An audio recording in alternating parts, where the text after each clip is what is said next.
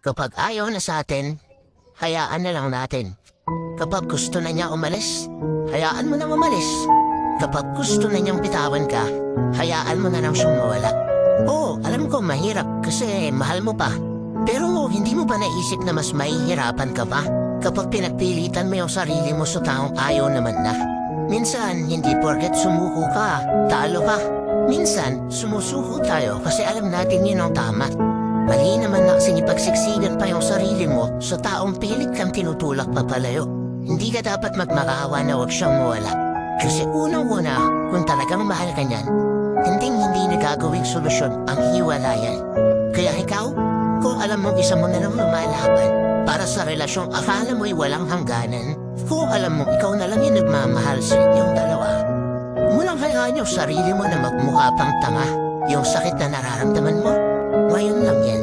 Kasi darating din naman yung punto na kung saan isang araw gigising ka na lang kung wala nang nararamdaman para sa taong akala mo dati hindi mo kayang mawala.